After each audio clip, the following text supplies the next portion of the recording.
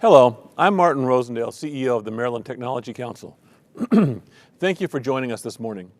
We're here today to talk about diversity, equity, and inclusivity, a conversation that dates back at least to the 1960s when diversity education began. But first, I'd like to thank our presenting sponsor, TEDCO, and ask Troy LaMail-Stovall to say a few words. Marty, thanks. Thank you all for listening today and being a part of this, because you're just as much a part of this today. I want to thank you on behalf of the board and all of our team members at TEDCO. Diversity, equity, and inclusion is a fundamental part of what we do and who we are, baked into our core values. So I couldn't be more excited to be a sponsor and to be a participant today. Thank you for the team at MTC and for your leadership, Marty, in making this happen. Great. Thank you, Troy. For the past 18 months, our nation has re-engaged in the DEI conversation and debate, focused mostly on racial equity and inclusivity. But diversity is so much more. It refers to differences in race, gender, religion, sexual orientation, ethnicity, nationality, socioeconomic status, disability, age, and even political perspective. We're all unique and therefore contribute to diversity, but we're not all underrepresented, underestimated, or marginalized. DEI is more than just culture. It has direct business impact. No doubt, you've heard business leaders say that diversity can create a competitive advantage. It opens the market to new possibilities and improves the likelihood of success. But have you also heard them say that higher levels of diversity can lead to increased conflict and misunderstanding? Organizations where everyone looks, thinks, and acts the same can be the easiest to manage. However, they're also limited in their market reach, they're slow to adapt to change, and more likely to fail. Melding diverse perspectives, cultures, and behaviors creates robust challenges for leadership. But it also opens access to large markets, improves the ability to forecast market changes, and allows companies to adapt quickly. This is a noisy and emotionally charged topic. Just the conversation can be challenging. But the Maryland Technology Council is dedicated to helping our member companies succeed. We're having the conversation. Today, we've assembled a panel of industry leaders from our Technology Inclusivity Initiative to kick off our DEI in Action series. They have agreed to help us level set the playing field by defining diversity, equity, and inclusivity. So bring an open mind. Don't sit back. Lean in. Listen for the calls to action. We're all better together. Now, right now you're on mute, but I will be monitoring the chat and the Q&A function, so if you have questions or you want to make a comment, please do so. Our moderator today is LaToya Staten. LaToya is the Strategic Project Specialist for Fearless. She is a member of the Maryland Tech Council Board and chair of the Technology Inclusivity Initiative. She is a leader, mentor, and student of entrepreneurship. LaToya? Thanks, Marty. Joining me on this panel today, I'd like to introduce to you David Tohn of BTS Software Solutions, of course, Troy LaMail-Stovall with TEDCO, and Bernard Wright at Wave Welcome. These are just a few of the committee members that's really charged with helping our Technology Council become more diverse, equity, and inclusive. But as we started this work, we realized that we all had different ideas as to what those words meant. And we recognized that it's hard to unpack this. There are nuances, but there's also value in having a diverse, equity, and inclusive approach to building an ecosystem that is as great as the one that we have here in Maryland. So join us today as we talk about it. And so we'll just start with you, Bernard. What does diversity mean to you? Well, Marty gave a great definition earlier in terms of the differences that we see around race, religion, sexual orientation, and a number of other factors. But I think that as leaders, we all choose different things that we want to focus on in terms of diversity. So for me, a lot of my work has been around differences or disparities when you look at numbers around race, when you look at disparities around gender, disparities around age, and just the challenges that that brings in terms of workforce and output that you realize as a leader.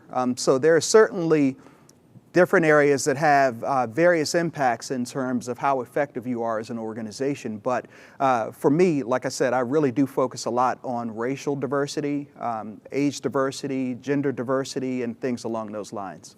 A very interesting point that you bring there. You know, Maryland has a pretty diverse population. We're about 58% white, 31% Black African American, a little bit over 6% Asian, 10% Hispanic Latino, and 51% women. We're a diverse state, but is that diverse enough? What are your thoughts about that, David? So I think that's a great point to bring up on diversity. I'm actually going to push back on you on the categories that you listed for diverse. And you listed out the usual suspects for diversity. If we agree with Marty and Vinard's assertion that a diverse workforce brings better ROI for the company and a better culture, then I would say diversity ought to include geographic diversity, socioeconomic diversity. You've heard me say I'm told there's parts of the state west of Frederick.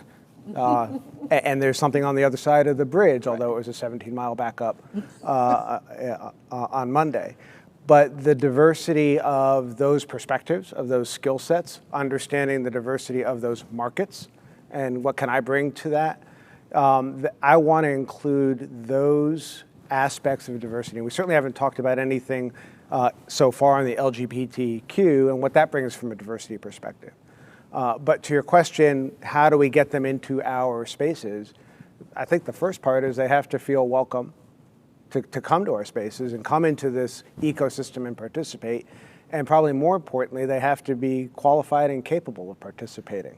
So we'll unpack the qualified and capable in a minute, but you brought up inclusivity, right? Troy, you have the job of being diverse and inclusive. The entire state is pretty much your customers.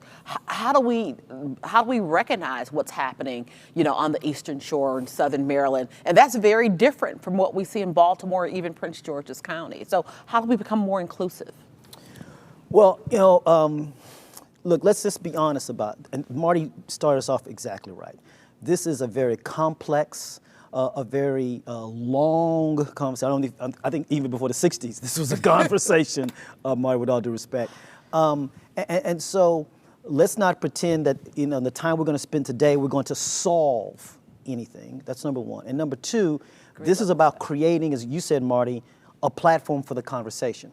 So to your question, yes, as TEDCO, our job is to ensure that all Marylanders have the ability to access the innovation ecosystem as we have in Maryland, and they are all given the opportunity. Look, we all are born with the same possibilities, but clearly different ones of us have the opportunities given to us because of whether it's race or gender or socioeconomics. And so diversity is about making sure, my job at TEDCO is to make sure that those pathways are available to all. And so we talk, LaShonda, not so much about wealth creation, wealth creation, wealth creation, but how do we create wealth inclusion and wealth expansion in all that we do? So inclusion is about creating belonging, right? And making sure that our entrepreneurs feel welcome here. We have the resources that they need. And a lot of that happens through connections, whether it's at events, knowing who to call or having that social capital, But there's a lot of times that I'm the only one in the room. You may be the only one in the room. How do we create that belonging and provide that access? We know how we feel, but how do we explain that to others? So I think that there is a step before inclusion, and that's awareness of certain opportunities. So as a new business owner, I do have a long career working for people at a high level in IT, but as a new business owner, I have the benefit of having Troy as a good friend, having Marty as a good friend that make sure that I know about certain opportunities. So not everyone has that same luxury. So number one, knowing the opportunities exist. But then once you know the opportunities exist, making sure that you're qualified and able to exploit those opportunities. So certainly being welcome once you get in the room is a big part of it, but you do have to know those opportunities exist in order for you to be able to go and pursue those opportunities. The question, LaToya, if you're in a room, a cocktail party, again, we haven't been in cocktail parties in a while because of COVID. I get some of us are probably out of practice. I know I am. But if you're in a cocktail room and you see, if you're a white guy and you see a young black man sitting on the other side of the room, do you go and say hello to them?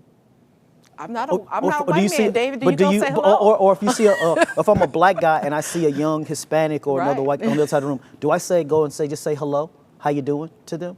And so part of it is, how do you make sure that you create an environment where someone feels comfortable just going to say hello. Absolutely.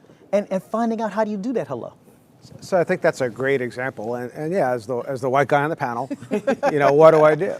And I'd actually say, sitting in one of our CEO breakfasts here, I actually went up and talked to, was an African-American woman, but it was a young white female who was not engaging with anyone. So started a conversation just to look frankly awkward and bored.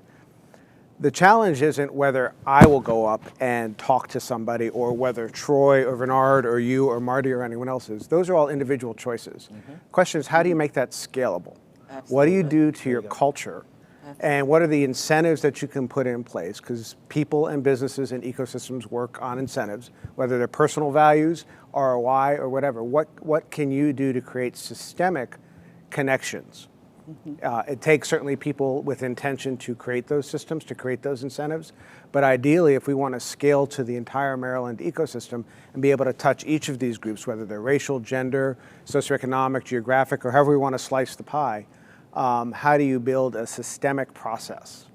Well, David, what you just described is entrepreneurial emotions. You have to be entrepreneurial with your emotions in order to risk stepping out. Like you just said, you have to be willing. And it's so funny, all of us sitting here are entrepreneurs, and we think of entrepreneurship as either a product or a spreadsheet or a software solution.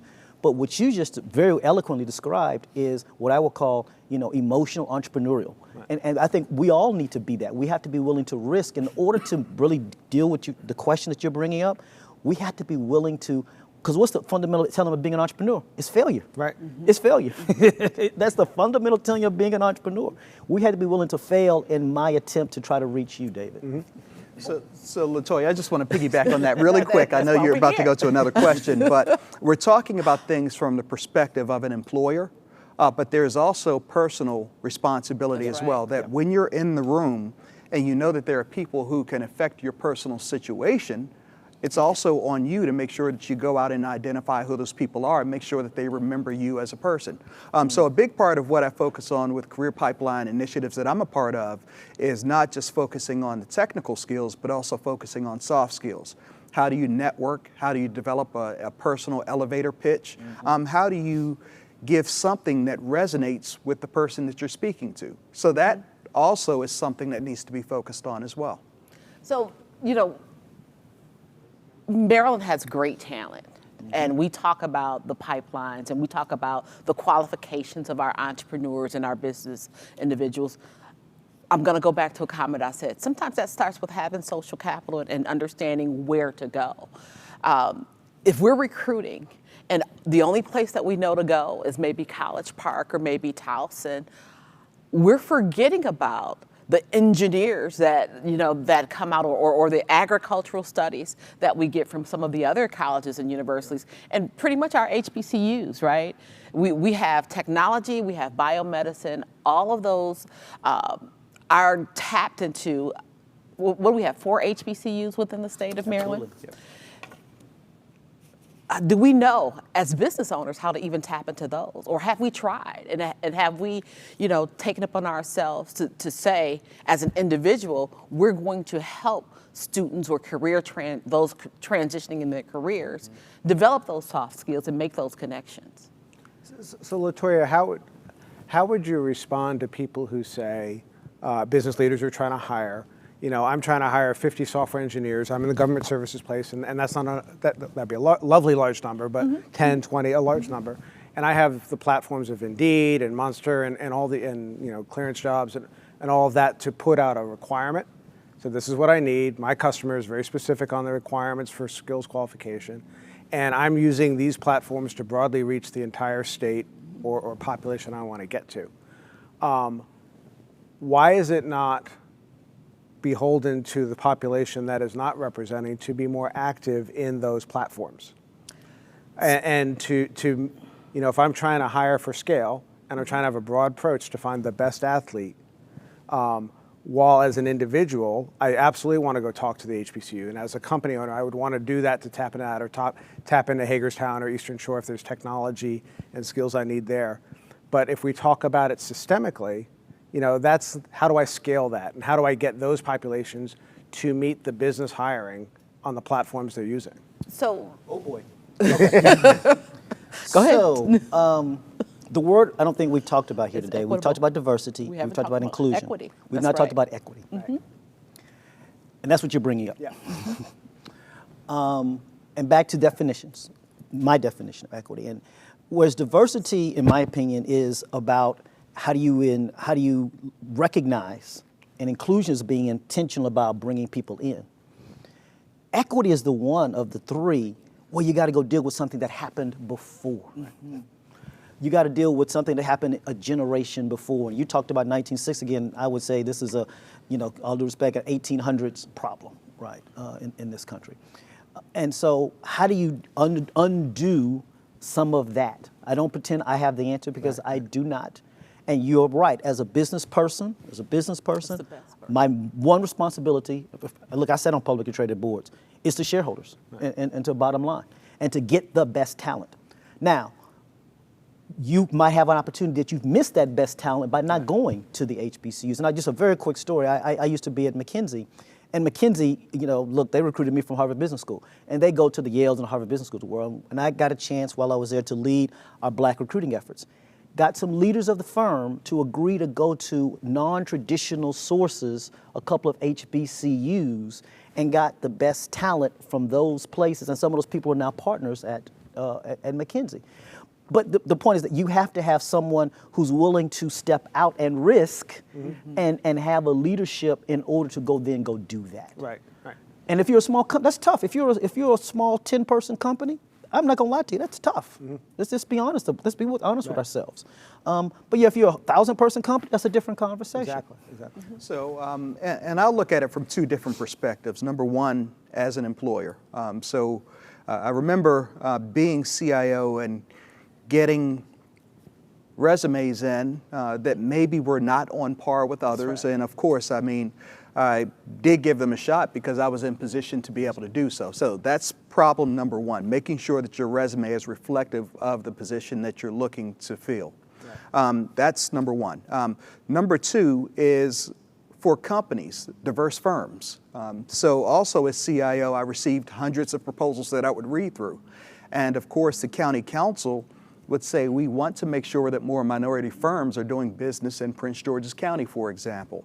But a lot of times those diverse firms, the proposals simply were not on par. And my thinking as CIO was, if you can't write a proposal, how am I going to trust you to do the work when ultimately I'm accountable for the outcome? So there should be a certain onus put on making sure that firms are prepared to be able to do the work. Number one, that means writing a responsive proposal. Number two, doing the work. So partnering with firms like BTS who have done a good job here and overseas to learn how that process works. So there should be emphasis placed on that.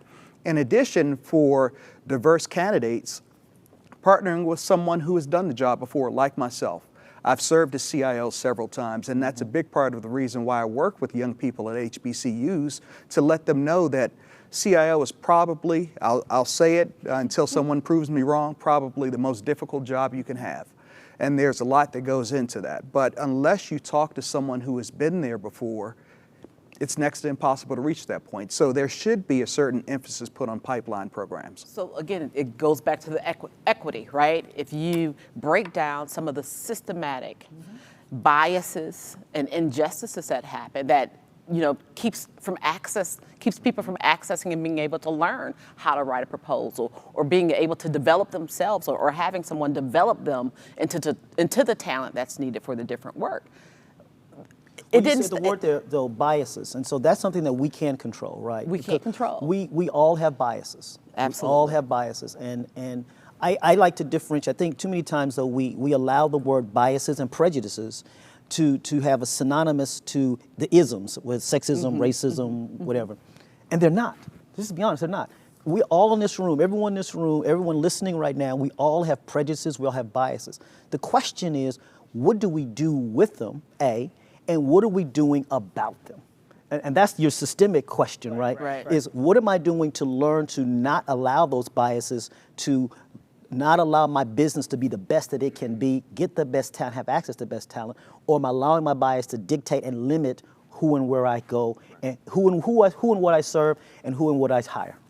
So when we were talking through this and wrestling as a council on definitions, what do we mean, and we're going to broadly define diversity, broadly define equity, broadly define inclusivity, so that we can wrap in all the use cases and edge cases that are important as we think about the programming that the Tech Council wants to approach with this.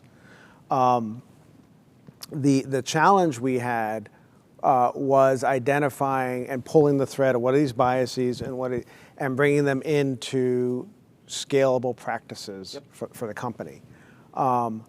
When you have, and we posited there are people who are running their company as hard and as fast as they can, who say, I don't have the energy or time to do that, or I agree with everything you've just said, but I've got 25 hours a day to work, and I'm working it here, and I'm trying to do a family and my community engagement, all of that. Where does my responsibility as a business leader start and stop as far as creating systemic, or am I inherently limited to just changing the aspect that my company touches? So we realize that, some people are just tired of talking about DEI. Right. They don't want anything else to do with it. I've done my part. I have a few black folks here. I have a few women. My company is as diverse as I can make it based on the talent that I can find. Right. There's others who are interested in learning more, right? This is interesting. I'm leading with my heart. Right. I do have to take care of my business, but I'm leading with my heart. And there are those who, are totally leaned in. We just want people to have the conversation and lean into the conversation in the process, recognizing that we won't be able to change their minds. But again, if it's that, what did you call it, Troy? Entrepreneurial emotion. Emotional entrepreneurship. Emotional entrepreneurship, that we can start really recognizing and having conversations around those differences. Sure. And so that's where we're starting, right? And that's where, as a group, we even recognize that we experience it different. Right. We communicate it within our own organizations a little bit different, but we're here and inviting others in. But there's a lot of work to be done. There's a lot of work to be done when it comes to, getting more of the Tech Council membership involved, or just getting more in the ecosystem as a whole. The Tech Council is a convener of the ecosystem, but we want to get more people, and let's talk about, what it looks like in Baltimore City or Prince George's County versus Western. There's a question. Go ahead. LaToya, there is a question that I'd like to bring up. First of all, there's a great conversation going on in the chat room right now. So I want to thank everybody who's participating. It's fantastic. I love this conversation that I'm watching here. But the question has come up. So to Troy's point, equity is about dealing with what happened before and understanding why people aren't able to access those opportunities. So how does a company who is committed to equity and also the bottom line meet both commitments? Ooh, you want to take that one? Right. So Action, right? That's a great question. And I think that's the heart of what we as a Tech Council have been struggling with in scoping this initiative. Because, when we first posited this and the conversation started with Bernard, myself, this group, was we believe, and the studies show, there's a value proposition that companies that are more diverse are more effective and make more money for their owners and shareholders. And I would posit that we can say that's a fact. Yep. We also know, at least from our community engagement, that we want Maryland to be better and provide all this opportunity and equity and inclusivity for everyone, whether we divide by race or gender or geographic or socioeconomic or LGBTQ, pick a slice. The challenge I think we have is in providing actionable linkages between the ROI and helping my company get better and the inclusivity and equity drills that we're trying to do, which is what I think this initiative is trying to do. And I know we're going to talk about it near the end on how the Technology Inclusivity Initiative is structured, but providing actionable tools, actionable technologies, actionable policy changes that affect small, mid, and large companies to link that equity and ROI in a one-to-one.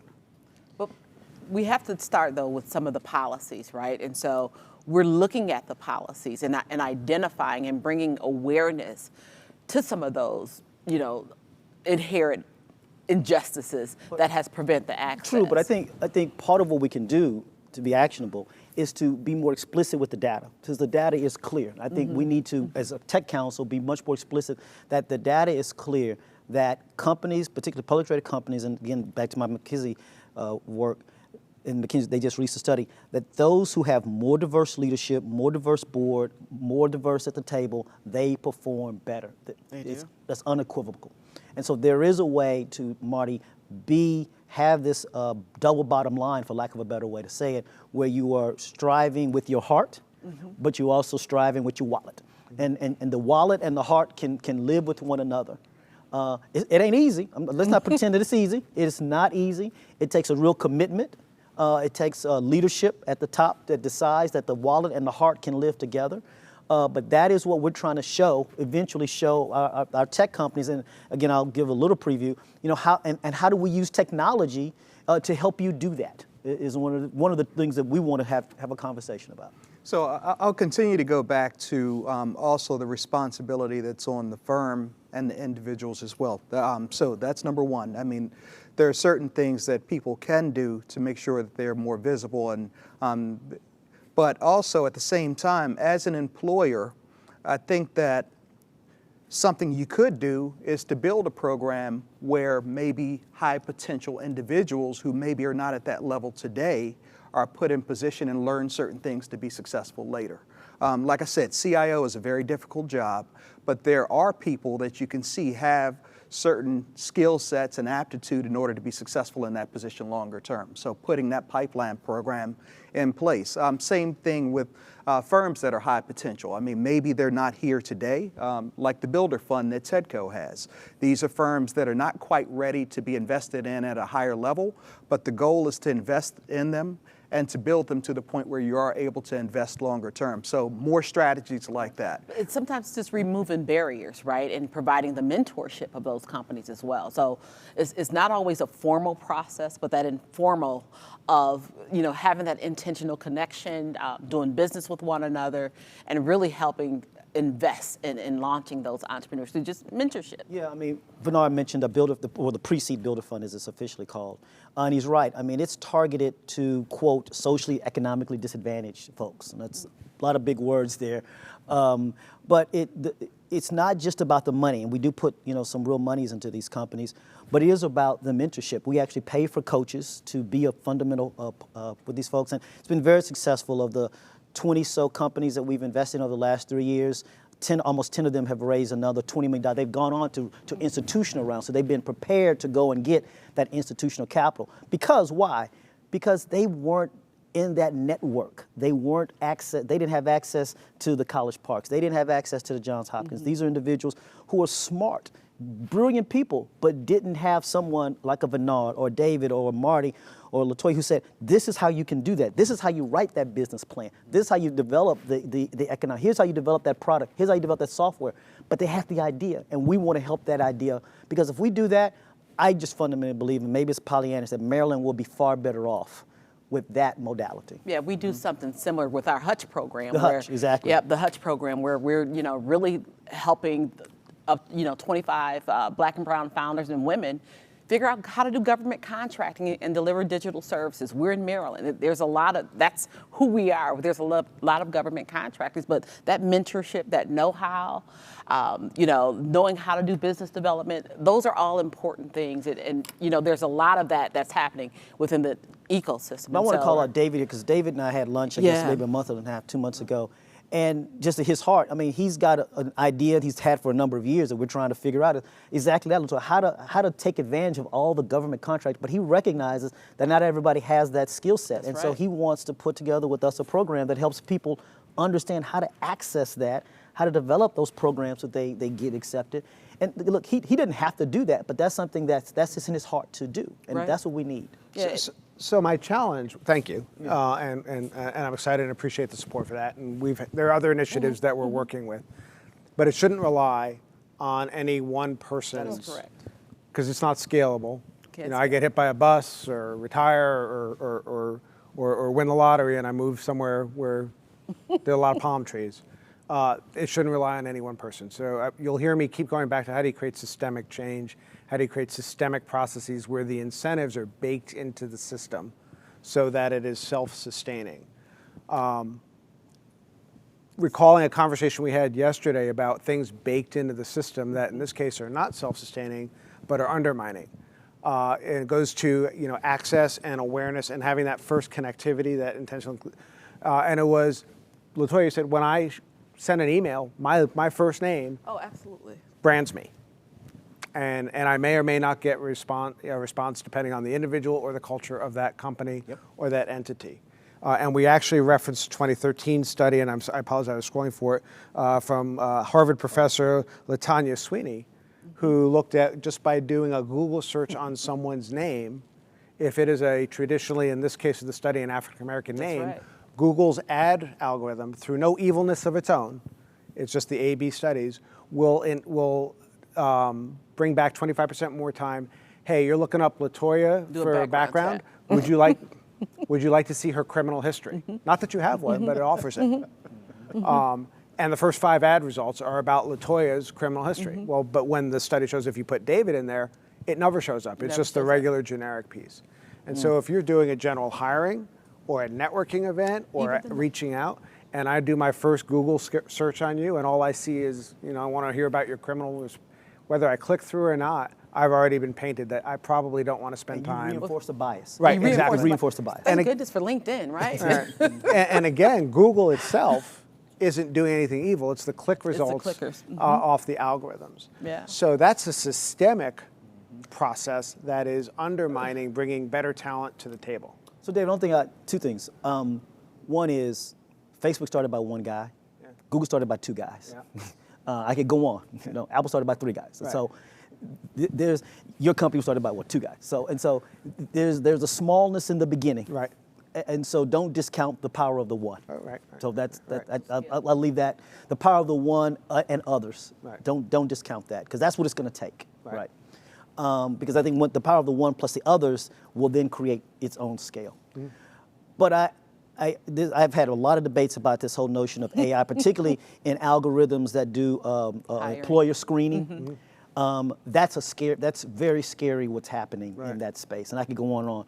But unless we are cognizant as technicians of people who understand this and can have a say in how those algorithms get developed and get used, we're the tech leaders here in Maryland that can influence that type. So to your point, that's something that we can be intentional about here in Maryland. And those are the things, those are the things that I think as a technology council, we can apply the collective brain power and leadership of our members and the people in our extended ecosystem as a convening authority to address those things. We have a subcommittee that's looking at Equitec, and this is part of that Equitec conversation because the scalability of hiring and HR, that's coming. It's here in many cases. Mm-hmm. It's just very imperfect, and it's time for us to talk about it. There you go. Yeah, and I think that's important enough to make sure that we do double down on that. So a big part of what we're talking about is really making sure that the people that are developing the technology are also diverse. So if everyone developing those AI algorithms look the same, think the same, you're going to get the same results. So that's also another opportunity for more diverse developers and engineers and business analysts to be in the conversation.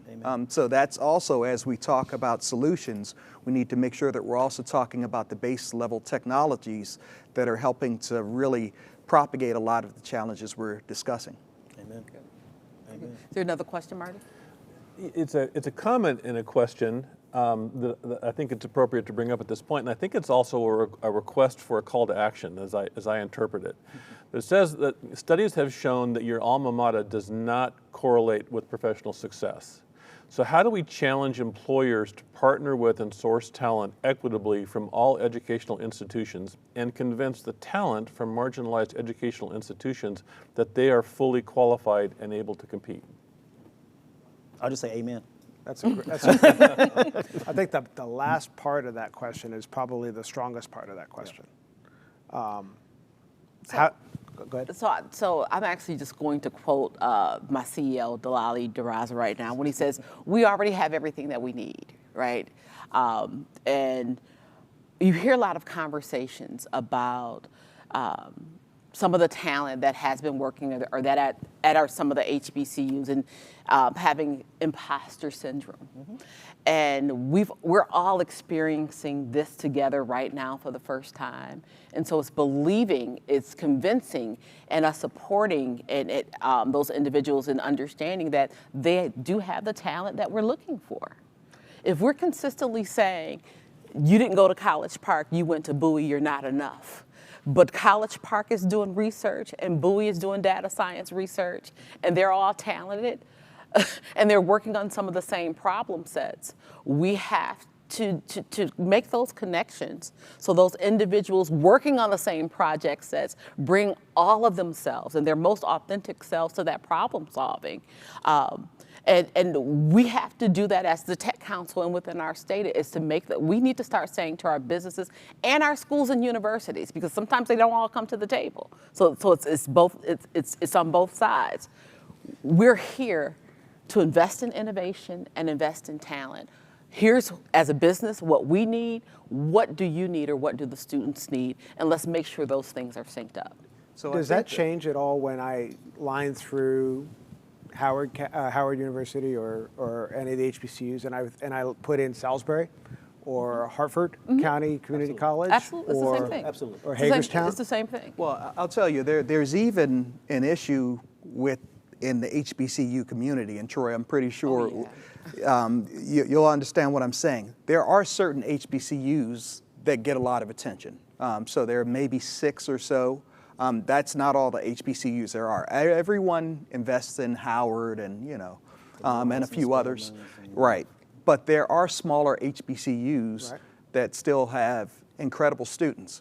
So there is an opportunity for the Maryland Tech Council to connect those very large firms like Google, Microsoft, Amazon, Facebook, and others. Or Fearless, directly plug it, girl. to the HBCUs. And to make sure that there is a focus directly from those tech titans and very large successful companies to the people that can help them to bridge some of the gaps they see in terms of disparity. So we're talking about people, but we're also talking about investing in innovation, right? And there's tools that allow some of that innovation to come out of those universities. So you hear a lot about SBIRs and ST Tech Transfer, and we talk about that a lot, even within the Tech Council and as an investing tool.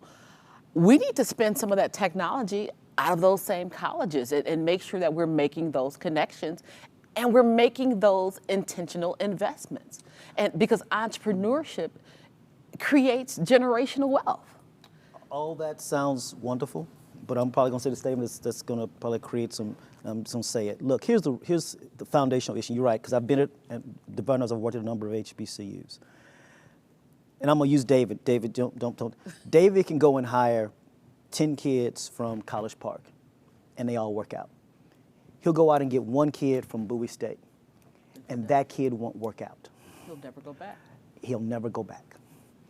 He'll never go back. And that's the truth, okay? That's the truth. And why that 1 kid didn't come, and again, I'm picking on David because he's sitting here. And we like you, David. We know. But it's not just about, we spend too much time talking about just sourcing that kid. We don't think about investing in really making them, it's back to the cocktail party example.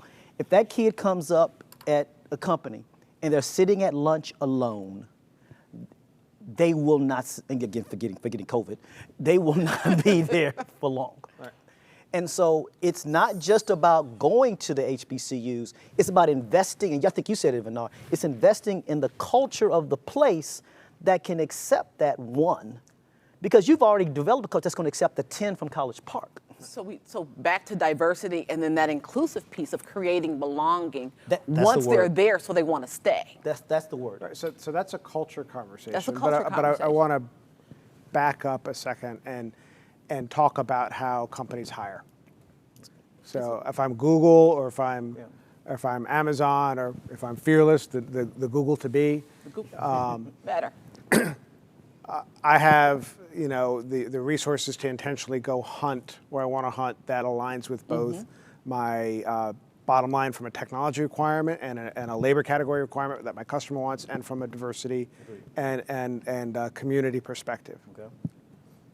Now I take the rest of and I'll pull a number, I have no data for it, 50%, 70% of the small to mid-sized companies that don't have those resources or care enough, but really don't have the resources or don't care enough to really peel resources out of other aspects of the company to go hunting. Yep.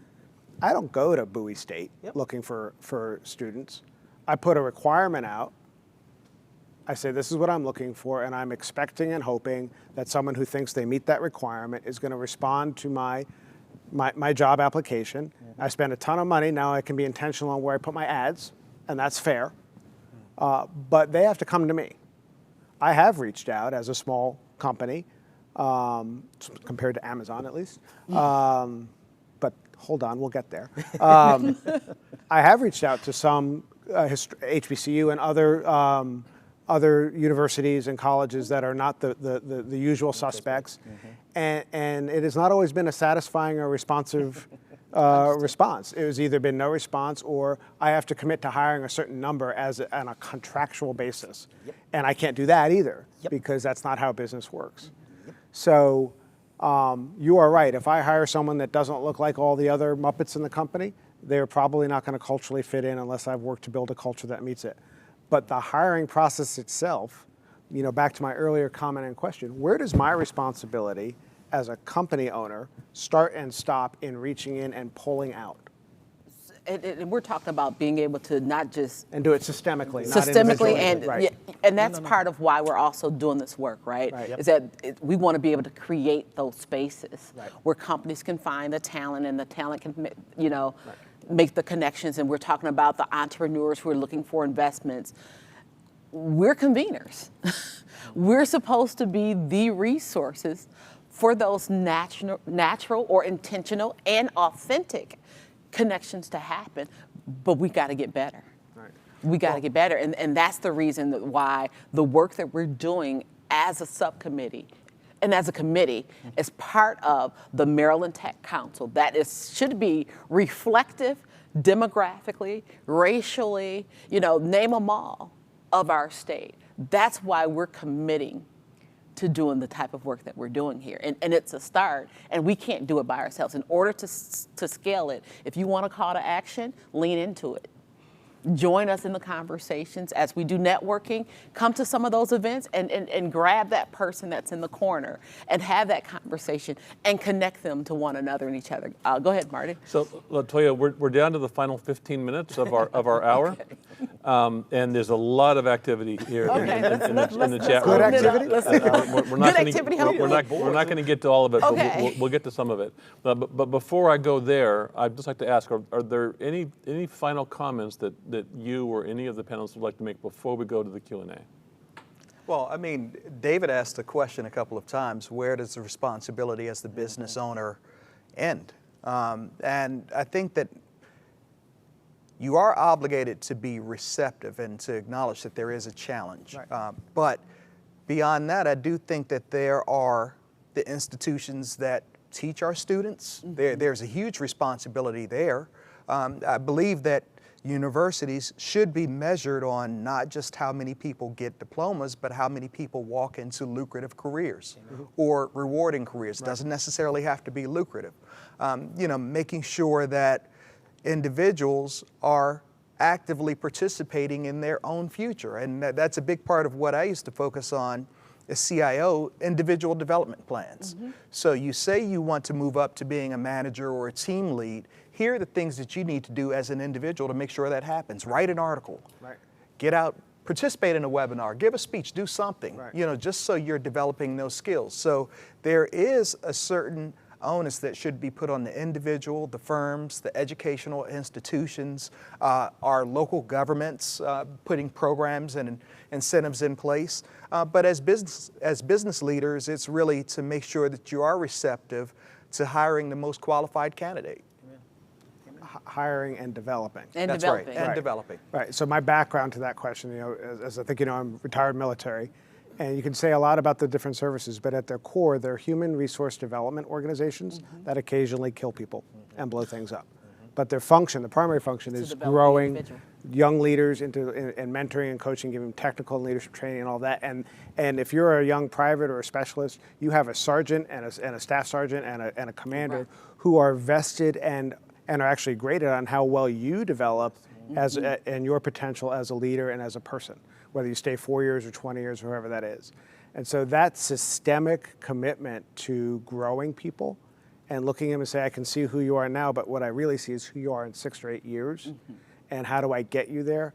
That's what I think, the large companies certainly have the resources to do it. The small companies, it's an interesting challenge, and hopefully we can find some technologies and policies that will help them do that. That's the call to action work that we're talking about. But then from a community perspective, as a convening authority, how do we help set those things up? I think that's our charter. So, Troy, I want to come back to some of the comments that you made about bias. And a few minutes ago, you gave an example about an executive who went to recruit from a university, hired somebody that didn't work out, so now they don't want to go back to that university. But it seems that's how bias is created. Yep. Over the course of a leader's career, they have things that have worked, they have things that haven't worked, and those successes and failures are what creates bias. So how do you take an established, successful leader who's got a long career and developed their bias over that period of time and work that bias out? Wow. I don't pretend I have the answer on that one, because I don't. But I think David said the other day, and LaToya referenced it, my question is, do they have the heart for the change? If they don't have the heart and be willing to change, there's no systemic program, there's nothing I'm going to be able to show. Now, I'll give one little caveat. If I can truly show them that there is a market that they've missed, they could have made another $1, and that's really what drives them, then maybe that's the pathway I have to show them, that they missed out on $1 that they could have had, but for they didn't have the right set of people at the table to show them how to go get that $1. And maybe that's the pathway we're going to have to show folks in order to do that. But I'll still start, if they don't have the heart, I'd even say, even if you show them the $1, they still may not move. Right. Well, I think that also as leaders, there's a certain obligation for you to have self-awareness as well. I mean, some people might not see that there's an issue. So just pointing out that, hey, this is what you tend to do. I mean, we have lots of biases that we aren't even aware of until someone else points it out. But what we should be doing as leaders, and especially people who are responsible for very large teams of people, is making sure that we understand what impediments we have personally. So I think that going back to what I said before, just making sure that number one, you're aware of the issue and acknowledge that it's an issue and you're committed to doing something about it. Yeah. Cool. Thank you. So, Bernard, early on in the conversation, you talked about knowledge sharing and your personal sources of knowledge. How do we expand that? How do we go into the underrepresented, underestimated communities and expand that knowledge sharing so that the opportunities are known and that knowledge is widely dispersed? Sure. So a big part of what I'm trying to do is, number one, I am working on a formal model that can be replicated. So a big part of it is in partnership with colleges and universities. So I do work with Bowie State University. I also do work with the Virginia Union. I'm looking to do work with additional HBCUs as well. So they're a very big part of it, but just making sure that curriculum is in alignment with what industry is looking for. And that's not just tech skills that I was talking about before, not just focusing on making sure you know how to develop, but know how to aggressively network. Make sure that you know how to make connections, making sure that you know how to deliver an elevator pitch. So that's a big part of what should be put into HBCUs. And I've seen that same model work even at the high school level. So my youngest daughter went to Bullis, and I was blown away by a program that they had in place for their seniors, where they stood up companies and the winning company got $10,000 invested into the company. Imagine learning that as a 12th grader. I mean, that is just mind-blowing. So colleges and universities should be doing the same thing. So I think that's a big part of it. Just learning those skills that go beyond the classroom and really apply to real-world scenarios. I want to push back a little bit here. We've been talking a lot about colleges and universities. Not everybody can afford to go. But they make great tech workers. Tech is one of those equalizers that's really extremely skills based. So I'm not, discounting the value of formal education, but it's how you achieve that within this space. And so I don't want us to leave the audience thinking that in order to be a part of our tech ecosystem, you have to go to college, but you still have to have those soft skills, you still have to make connections, and you still have to have some fundamentals about developing that business or, improving those tech skills that make you eligible for the positions and aligns with what the companies are seeking. So I do want to make sure that I throw a pin in there so we're not saying that you have to in order to, because some of our best entrepreneurs dropped out of college and they're running $100 million companies. But not even the next, Bill Gates dropping out of college. Right. It goes, you bring up an interesting point on the supply side, but just on the technology side. So as you know, I'm mostly government work, and I have to hire against certain labor categories that have very specific requirements, and they almost all exclusively say 2-year, 4-year college and or X number of years of experience. And that sounds great, right? But almost all of them, it's a 4-year degree, if not a 2-year degree to get in there. But as you said, there's a lot of the tech skills that don't require a degree to be a damn good Java programmer or Python. But the experience. So, and I don't have to get a college degree for that. So having the requirements change on the demand side for this talent, so you're not forcing them into a university path or a college path in order to get into the tech space, whether it's software, hardware, manufacturing, wherever you want to go with the broader definition of technology, that's a policy conversation. It's a policy conversation at the federal level for me, at the state level for you, Troy, and for all of us.